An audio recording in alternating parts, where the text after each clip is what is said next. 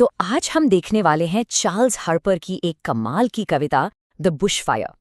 हम इसकी लाइनों में छुपे मतलब को समझेंगे और देखेंगे कि कैसे ये हमें 19वीं सदी के ऑस्ट्रेलिया के एक बहुत ही डरावने एक्सपीरियंस पर ले जाती है। तो चलिए शुरू करते हैं। कविता की शुरुआत ही एकदम चौंकाने वाली है। देखिए, एक भयानक प्रेत, बिल्कुल वैसा जैसा कोई नरक के दरवाजे का सपना देखते हुए डरता है। बाप रे, मतलब सीधे आपको एक्शन में फेंक दिया। पर सवाल यह है कि ये नरक जैसी आग आखिर आई कहाँ से। इसकी कहानी ना एक बहुत ही शांत माहौल से शुरू होती है। तो कहानी शुरू होती है एक बिल्कुल शांत रात से। हमारा मेन कैरेक्टर है एग्रेमोंट, एक किसान जो अपने परिवार के साथ घने जंगल के बीच में एक घर में रहता है। सोचिए, रात के 9 बजे हैं, सब सोने की तैयारी कर रहे हैं। उनका घर एकदम घने, जिसे कहते हैं ना वर्जिन फॉरेस्ट, उसके बीचों बीच है। रात इतनी शांत और खूबसूरत है कि चांद की रोशनी में पूरा जंगल जैसे सो रहा हो, एकदम सपनों जैसा माहौल। लेकिन तभी कुछ गड़बड़ होती है। एग्रीमेंट बस बाहर रात का नज़ारा देख रहा होता है कि उसे दूर आसमान में एक अजीब सी, मतलब एकदम अननेचुरल चमक दिखाई देती है। कविता कहती है, एक चौड़ी, असामान्य, ऊपर की ओर उठती हुई तेज चमक। ये कुछ ऐसा था जैसे तूफान आने से पहले सूरज दिखता है ना, वैसी एक अजीब सी रोशनी। तो उसके मन में सवाल आता है, क्या ये कोई तूफान है या कुछ और ज्यादा बुरा?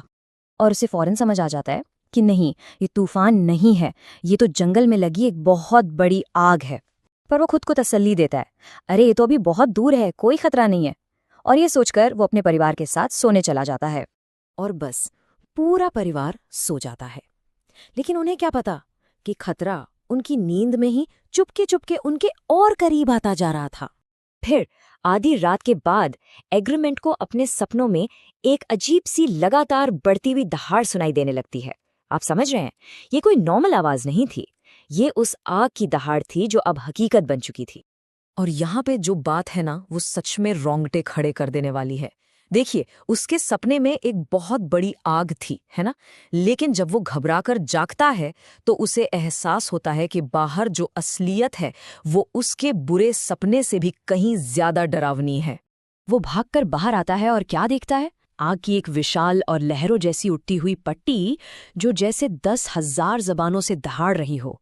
सोचकर देखिए, पूरा का पूरा जंगल आग की लहरों में घिरा हुआ है और वो लहरें तबाही मचाती हुई सीधा उन्हीं की तरफ बढ़ रही हैं। अब एक पल भी बर्बाद करने का वक्त नहीं था। एग्रीमेंट को फौरन अपने परिवार को वहां से निकालना था, किसी भी कीमत पर। वो चीखता है, उठो उठो सब लोग, जल्दी, 1 सेकंड भी नहीं है, मेरे पीछे आओ, जो हाथ में आए उठाओ और भागो। आप उसकी आवाज में डर नहीं, बल्कि जिंदा रहने की एक जबरदस्त इच्छा महसूस कर सकते हैं। और जब वो भाग रहे होते हैं तो उन्हें एक ऐसा नजारा दिखता है जिस पर यकीन करना मुश्किल है। सिर्फ इंसान ही नहीं, जंगल के सारे जानवर, कंगारू, जंगली कुत्ते, सबके सब एक ही लाइन में, एक ही दिशा में अपनी जान बचाने के लिए भाग रहे हैं। उस एक पल में शिकारी कौन है और शिकार कौन, ये सब भूल चुके थे। बस जान बचानी थी। उनके बचने का सिर्फ एक ही रास्ता था। पास में एक खाली पहाड़ी की चोटी, जहां पेड़ नहीं थे और आग शायद न पहुंच पाए, बस वहीं पहुंचना था।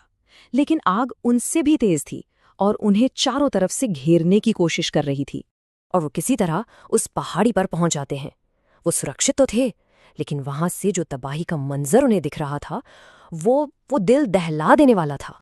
तभी उस आग की दहाड़ के बीच से एक बहुत ही दर्दनाक, एक जानलेवा चीख हवा में गूंजती है, मानो मौत दर्द से चीख रही हो। ये एक ऐसी आवाज थी जो उन्होंने अपनी पूरी जिंदगी में कभी नहीं सुनी थी। और फिर उन्हें एहसास होता है कि ये चीख उनके सबसे प्यारे, सबसे ताकतवर घोड़े की थी। बेचारे ने बचने के लिए झाड़ियों में छिपने की कोशिश की होगी और वहीं आग में फंसकर मारा गया। ये सिर्फ एक जानवर की मौत नहीं थी, ये उनके परिवार के एक हिस्से का अंत था। और फिर एक के बाद एक वो अपनी आंखों के सामने सब कुछ खत्म होते देखते हैं। पहले उनके घर की छत आग में गिर जाती है, फिर आग ऊंचे ऊंचे पेड़ों को अपनी चपेट में ले लेती है। तभी अचानक एक घुड़सवार मैसेंजर बड़ी तेजी से आता है, आग की लपटें उसे पूरा निगल जाती हैं, पर कमाल देखिए, वो दूसरी तरफ से जिंदा बाहर निकल आता है, एक चमत्कार की तरह। जैसे जैसे रात गहराती है, ये मंजर और भी भयानक और अजीब तरह से शानदार हो जाता है। कवि से कहता है, भयानक रूप से शानदार नजारा। सोचिए, पेड़ों के खोखले तने ज्वालामुखी की तरह फट रहे हैं और बड़े बड़े जलते हुए पेड़ ऐसे गिर रहे हैं जैसे आसमान से जलते हुए तारे टूट रहे हो। और ये लाइन तो कमाल की है। जो जलते हुए बहुत पुराने और विशाल पेड़ है ना, वो ऐसे लग रहे हैं जैसे पेड़ों के जिंदा भूत हों। मतलब जैसे जंगल के जो सबसे पुराने सबसे पहले पेड़ थे वो आज जलते हुए कफन में लिपटे खड़े हैं, अपने ही अंत का सबूत बनकर। तो आप देख रहे हैं, ये कविता सिर्फ एक परिवार के भागने की कहानी नहीं है। नहीं, ये उससे कहीं ज्यादा गहरी है। ये असल में नेचर की तबाह करने वाली और साथ ही हैरान कर देने वाली ताकत पर एक सोच है। देखिए, चार्ल्स हार्पर ने ये कविता 19वीं सेंचुरी में लिखी थी और ये उस वक्त के जो ऑस्ट्रेलियन सेटलर्स थे उनकी सोच को बहुत अच्छे से दिखाती है। उनके लिए ये जो नई जमीन थी ना, वो एक मौका भी थी और एक बहुत बड़ा खतरा भी। एक तरफ तो ये विशाल डरावना जंगल था और दूसरी तरफ यही जंगल उनके जीने का जरिया था। तो उनके मन में नेचर के लिए एक ही साथ बहुत ज्यादा डर भी था और बहुत ज्यादा सम्मान भी। और मेरे ख्याल से यही इस कविता की सबसे बड़ी खासियत है। ये नेचर की उस ताकत को पकड़ती है जिसे कंट्रोल नहीं किया जा सकता, उसके खौफ को भी और उसकी अजीब सी खूबसूरती को भी, दोनों को एक साथ। यह हमें याद दिलाती है कि जो चीज़ बहुत विनाशकारी हो सकती है वही चीज़ कमाल की भी हो सकती है। और आखिर में कवि खुद एक ऐसा सवाल पूछता है जो इस पूरे एक्सपीरियंस का निचोड़ है। आग के इन अकल्पनीय नज़ारों को बयान करने के लिए शब्द कहाँ से लाऊं?